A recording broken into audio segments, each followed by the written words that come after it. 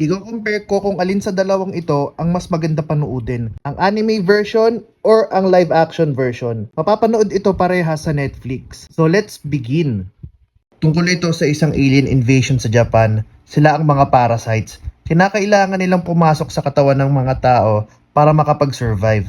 Para makontrol ang host nila, kailangan nilang pumasok sa utak nito. Kapag nakapasok ang mga parasite sa katawan ng tao, magkakaroon ito ng mga kakaibang kapangyarihan at magkakaroon din ito ng above human level physical strength and speed. Nakita ko sa Netflix na may live action show na based sa anime na to, kaya ako pinanood. Nagustuhan ko yung mga ilang action scenes dito, pero karamihan dito ay nakakawalang gana panoodin. Napakakonti ng body movements pagdating sa dalawang parasites na naglalaban at hindi ito masyadong creative. Minimal yung paggamit ng mga environments at dinadaan na lang sa bilis ng mga bladed tentacles. Kakaumay tignan. Napakakonti ng mga eksena na kumakain ng tao ang mga parasites. Nagustuhan ko yung friendship nila Shinichi at ni Migi. Nakakatuwa yung mga pag-uusap nila kahit seryoso. Medyo nakakalungkot yung nangyari kay Migi sa bandang huli ng anime. Ayoko kay Murano kasi wala siyang ibang personality kundi ang magkagusto kay Shinichi. Napaka-boring niya as a character. At pati na rin ang mag-alala. Nang paulit-ulit, sinasabi niyang, "Nagbago ka na, Shinichi. Saka na naman ang galing, Shinichi. May tinatago ka ba sa akin?" Hindi ganun, pero tinagalog ko lang. Japanese kasi. May isang character dito na may potential na maging maganda ang kwento. Kaya lang, sinayang lang nila at pinatay ng basta-basta. Maganda ang first half at bininge watch ko from episode 2 up to 6.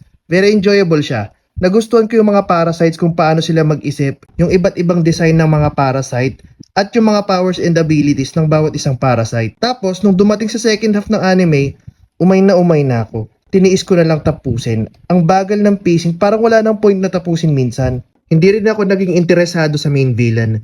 Wala akong nakikitang something remarkable sa kanya, kundi malakas lang. Mas okay sana kung si Reiko Tamura ang naging main villain, at least may substance yung character niya. Hindi masyadong nabigyan ng malaking screen time si Uragami. Siya lang yung nag-iisang kontrabida na tao.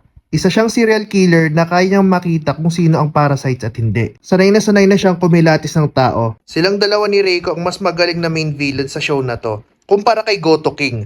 5 out of 10. Ay Goto lang pala.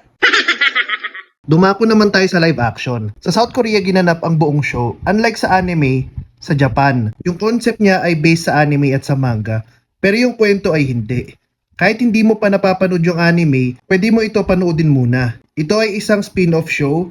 Ito yung isa sa mga instances na mas nagustuhan ko yung live action kaysa sa anime. Maganda yung mga performance ng bawat cast, especially sa bida na si Jung Soo-in. Nagustuhan ko yung character niya dito. Mas involved ang mga pulis dito kumpara sa anime. At nagustuhan ko yung mga eksena nila dito kung paano nila pinagplaplanuhan patay ng mga parasites. Usually yung mga ganitong eksena boring, pero dito nagawa nila ng maayos na maging interested ako. Magaganda ang mga action scenes dito, very entertaining and violent. From a storytelling point, it's great but not perfect. Wala naman masyadong kailangang i-analyze. May mga similar topics sila na ginamit dito na galing sa anime, gaya ng morality, humanity, at survival. Maayos naman ang pacing, hindi masyadong in-explore yung exposition tungkol sa mga parasite. Kasi parang mas i-explore nila yun sa season 2. Kasi may cliffhanger sa season finale. Baka may mga bagong exposition sa mga parasites na wala sa anime, and excited na ako sa season 2. Yung CGI dito for the most part ay maayos naman. Yung itsura ng mga parasites ay pulidong-pulidong pagkakagawa. Napakaganda tignan. 7 out of 10.